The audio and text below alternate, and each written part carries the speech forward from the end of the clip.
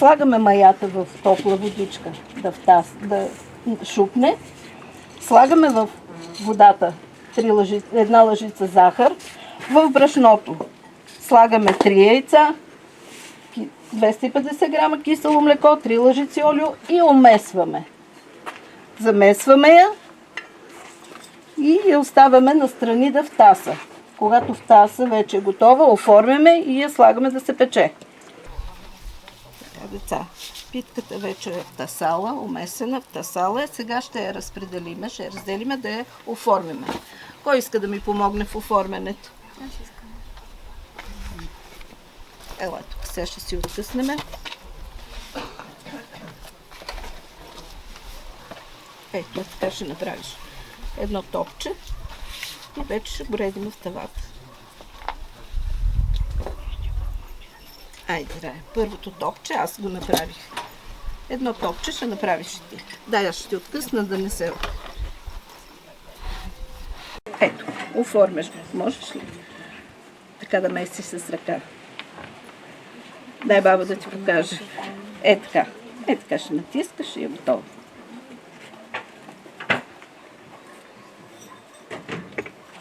Оформи я лекичко. Ето, слушай. Тук, на среща. Ани, ти ще отпутиш ли? Добре. Трябва да се научите.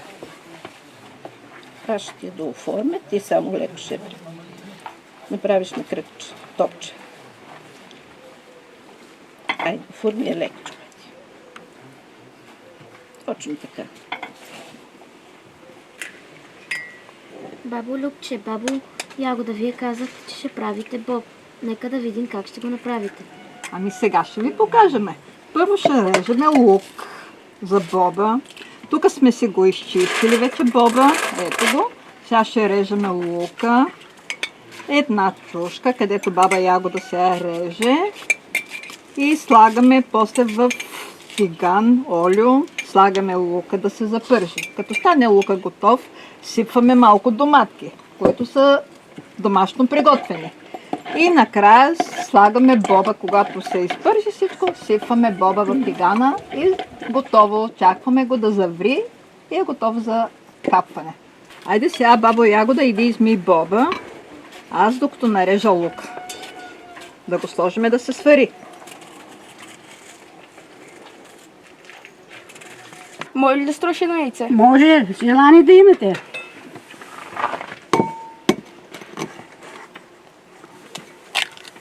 Слушайте го тук, моето момче. Така. Сладки с ябълки ще ви представя. Първо се чупи 4 яйца, чаша и половина захар, половин чашка олио и на трето се слага брашенце, бахпулвер и малко канела в плодове. Сега слагаме захарта, чашка и половина, разбиваме хубаво, докато се разтапя захарта. Слагаме половин чашка олио. Пак разбиваме. И трето остава брашенцето. 2 чашки брашенце.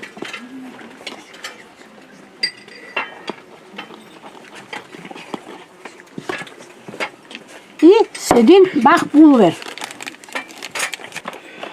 Сега го разбираме, моето момче, хубаво, да може да се разтопи брашенцето с олиото, с бахпулвера.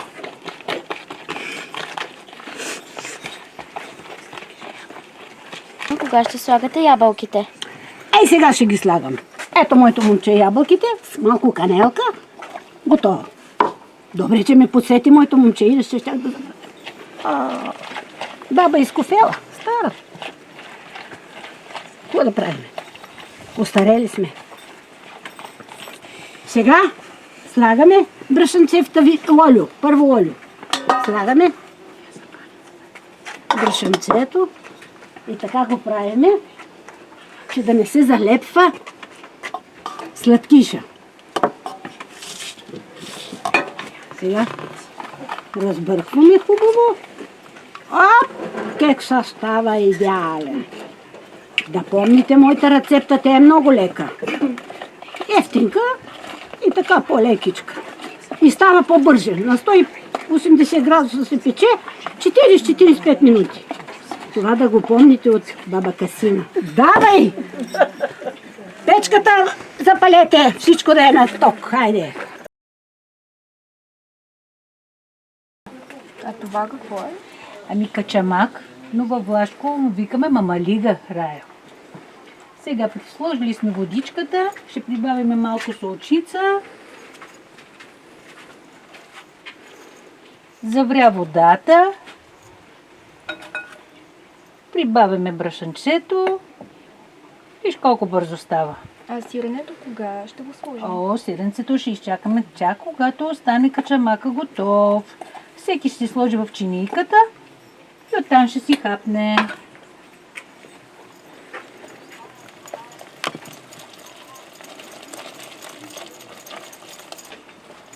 След малко ще го изсипеме.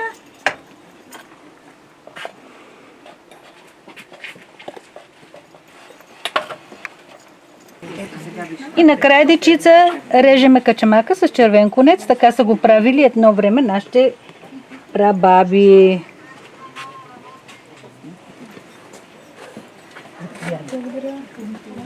Вкусно ли е? Да. Сиренци искате ли? Да.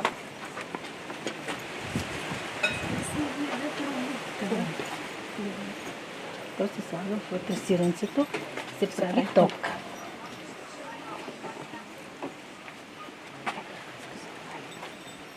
Готово.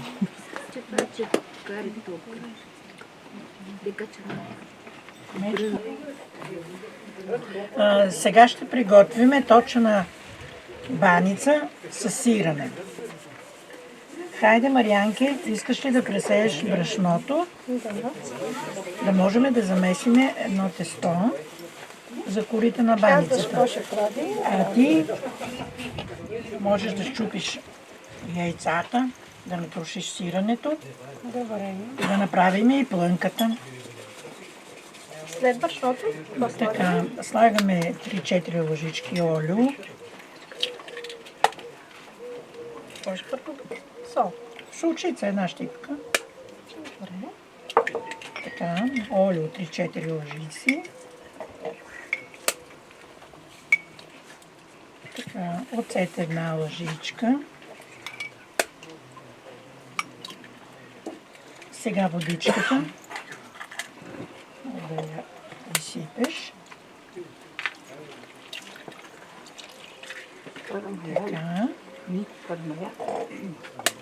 Така. Сега малко водичка и от мен. Добре. И сега почваш да замесваш.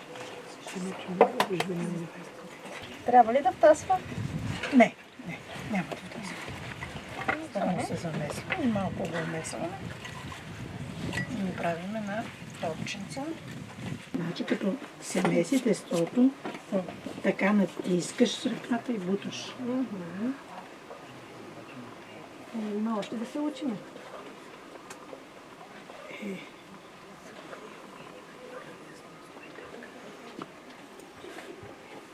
Какво ще кажете, дечица? Сложно е.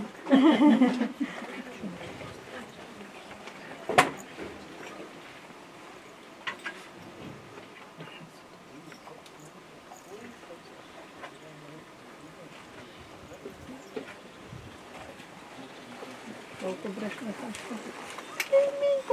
Половинка ще стане. За да не залепи като въртиме. Почилката. Да я плащаме лекичко.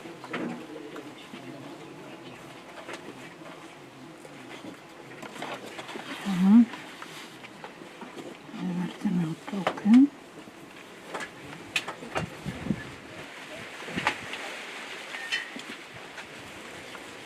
Сме направили водата.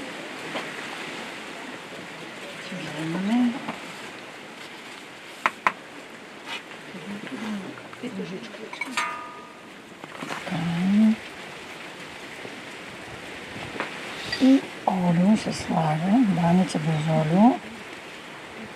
Благодаря ти, Марианки. Така, и сега започваме да я навиваме.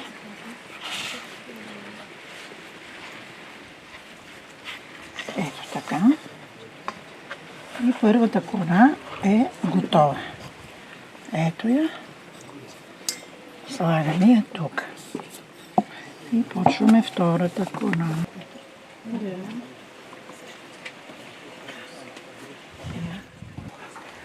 И сега ще сложим точената баница да се изпече.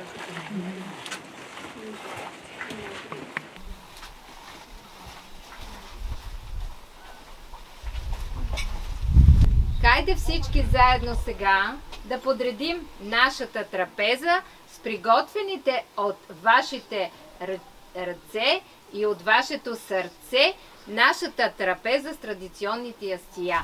Хайде, заповядайте. Това е питката. Богата и красива и хубава. Тук в гювечето са влашките сърмички. И сега тенджерата с бъб, което трябва да се опита. Ето тук така. Хайде, ето е и баничката, която я приготвихме. И сладкиша с хубавите ябълки. Качамака с сиренцето. Ето и този прекрасен кекс. Ето, още един сладкиш. И постни сърмички. Деца, оставете и вие поканите.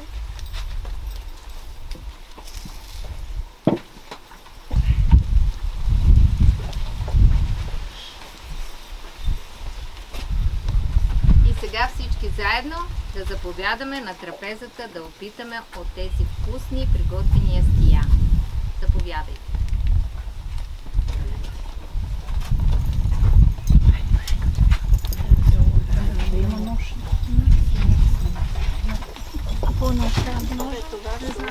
По-натам да има място.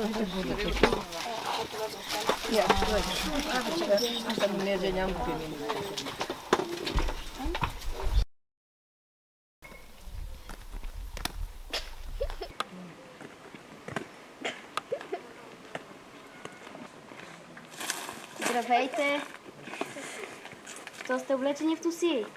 Ще има хоро, ще има празник, елате при нас.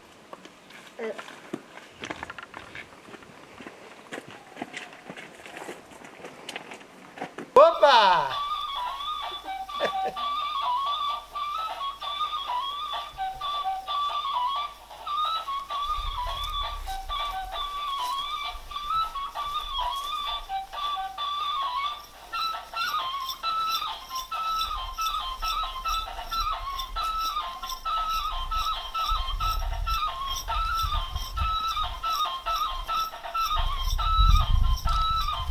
А сега, опа! Хоу!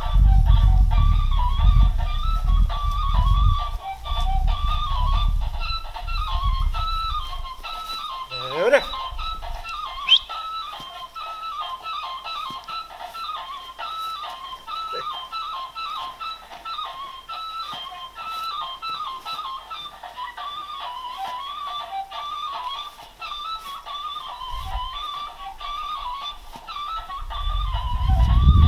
Хо-хо! А сега.